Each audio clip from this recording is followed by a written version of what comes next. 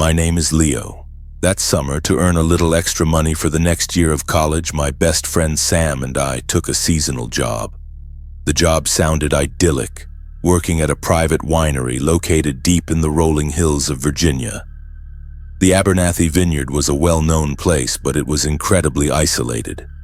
The drive there showed us just how disconnected it was.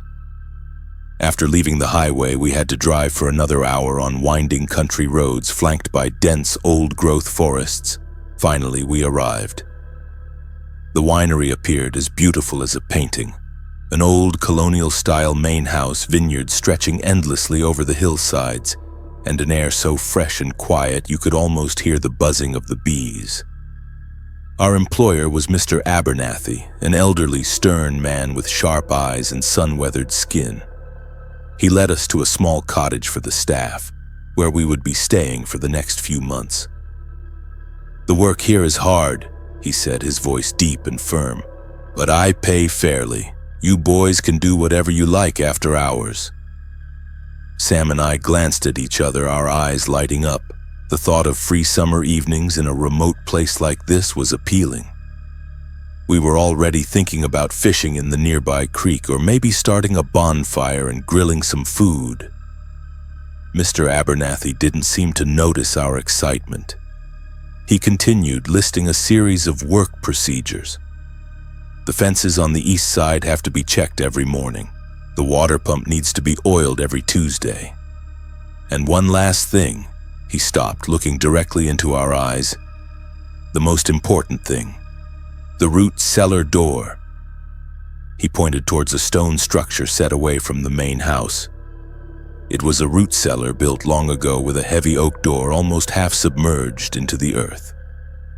"Remember to lock the cellar door before the sun sets," he repeated. "And absolutely, absolutely do not forget." We nodded along obediently but didn't pay it much mind. I thought that maybe there were wild animals around and he was afraid they'd get into the vineyard and destroy it. As Mr. Abernathy turned to leave, Sam nudged me and chuckled. "He's probably just scared of raccoons stealing his wine," he whispered. We both laughed, completely cheerful and not at all concerned by our boss's seemingly odd warnings. We had no idea that it wasn't a rule to protect property. It was a rule to protect us. The first few days passed with hard work. The job was indeed physically demanding. Occasionally, we had to go down into that stone cellar to move old wine barrels. The air inside was always cold and damp, thick with the smell of earth, mold, and the faint scent of fermenting wine. Every time I was down there, I always had a nameless sense of unease, a feeling like I was being watched from the deepest, darkest corners of the cellar. On a Friday, after a long, exhausting week, we were tasked with moving a new batch of oak barrels down into the cellar. The weather was scorching hot. By late afternoon, we were drained. Sam was the last one to step out of the cellar. "Done! Time for a few beers!" he yelled, and in his haste to escape the heat, he forgot one thing. He slammed the heavy wooden door shut, but he forgot to slide the bolt and secure it with the heavy iron padlock Mr. Abernathy had given us. We had completely forgotten the warning. We sat on the porch of our cottage, drinking beer and enjoying the cool breeze as dusk fell. Night slowly enveloped the valley. As the darkness grew thick, we started to hear strange sounds. At first, just a faint scraping from the direction of the cellar. "Probably just some raccoons," Sam said, but he didn't sound as confident as before. The scraping stopped. A long silence followed. Suddenly, a loud and dry click echoed through the night, as if a wooden door latch had just been opened from the inside. We shot upright, looking at each other, our faces pale. And then, a long, horrifying creak. The sound of a heavy old wooden door being slowly pushed open in the darkness. The cellar door was open, and then another sound, a dragging sound. A heavy, syrupy sound, as if something large and wet was slowly dragging itself across the dirt ground. We scrambled inside our little cottage, locking the door tight. Sam was trembling so much he dropped his beer bottle. "What the hell was that, Leo?" he stammered. "I don't know," I replied, my heart trying to beat its way out of my chest. "But we forgot to lock the cellar door." That dragging sound got closer. It moved across the gravel path between the cellar and our cottage. Each shh, shh of its movement across the gravel made us flinch. That sound wasn't the sound of footsteps. It was the sound of something without legs, something that had to crawl, to drag itself. It stopped, right outside our door. Silence fell, a silence that was even more terrifying than the noise before. Then we heard a wet, sniffing sound right at the crack under our door. It was smelling for us. We backed away, huddling in the farthest corner of the room, grabbing whatever we could use as a weapon. I held a kitchen knife and Sam held a cast iron skillet. We didn't dare to breathe. I heard our doorknob slowly begin to turn. Click, clack. Luckily, I had locked it. Sam, who was closer to the window, peeked through a crack in the blinds. He suddenly let out a choked gasp of horror and fell backward. I rushed to look. In the faint moonlight, I didn't see a monster. But I saw its tracks, a trail of dark, wet soil and rotting leaves leading from the wide-open cellar door and stopping right on our front step. It was right there. That entire night was torture. We didn't dare to sleep. The dragging sound started again. This time it circled our small cottage. Occasionally it would stop and scrape against the wooden walls, deep, heavy scratches. Then it would continue its slow, menacing patrol. As the first rays of dawn began to appear, the sound slowly faded, then stopped. We didn't dare to go outside until the sun was fully up and we heard the sound of Mr. Abernathy's truck. We burst out of the door. The yard was empty, but the trail of damp earth and dead leaves was still there, undeniable proof of our nightmare. The trail led from the cellar, circled our cottage several times, and led back down into the cellar. We looked towards the cellar. The heavy wooden door was now shut tight, as if it had never been opened, but the giant iron padlock that had been used to lock it was now lying on the ground, snapped in two. Mr. Abernathy got out of his truck. He saw the broken lock, the trail of dirt, then looked at our two terrified faces. He didn't look surprised at all, only a deep, profound weariness and anger in his eyes. "I gave you one rule," he said, his voice as cold as stone. "He paid us for our work, then told us to pack our things and leave immediately. And don't ever come back," he added. Sam and I never spoke about that night again. But I will never forget the sound of something heavy and wet dragging itself in the darkness. The Appalachian Mountains have their own rules, ancient laws that aren't written in any book. They're passed down in whispers and cautionary tales by the fireside. My girlfriend Sarah tried to warn me, but I, a city boy, didn't believe. I thought they were just superstitious stories. My name is Mark. That fall, my girlfriend Sarah and I decided to take a hiking trip in rural Kentucky, her home state. I loved the majesty of the mountains, and I loved the way Sarah would tell me about the local legends. To me, they were just interesting folk tales, but to her, they were a part of reality. We were following a little used trail flanked by oak and maple trees dressed in the brilliant colors of autumn. After a few miles, we stumbled upon it. Tucked away in a small clearing was an old, forgotten family cemetery. The iron fence was rusted and crumbling.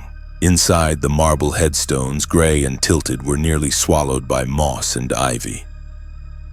The names and dates had been worn away by time until they were unreadable. The place exuded a sense of melancholy and age. "Look at this," I said, full of excitement. I pulled out my phone to take a picture, but Sarah didn't feel the same. She grabbed my hand, her face filled with unease. "Mark, let's go," she said. My grandmother always warned me, if you're walking past an old graveyard in these woods and you hear something strange behind you, you keep walking. You never ever look back. I laughed and put my arm around her. It's just a folk tale, honey, nothing to be afraid of. I stepped backward to get a better angle for my photo, and that's when the mistake happened.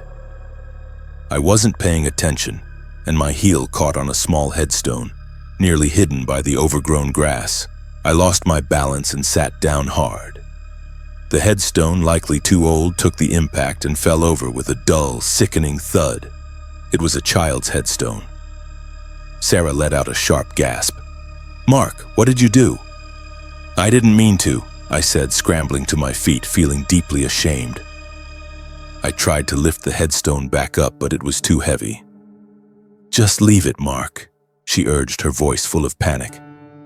"We've disturbed them enough. Let's go. Now." This time, the fear in her eyes convinced me. We hastily left the cemetery, leaving the small headstone lying face down in the dry leaves behind us. As we walked down the trail, the forest seemed to change. The sunlight seemed to weaken and the air grew colder. The chirping of birds and the buzzing of insects had ceased.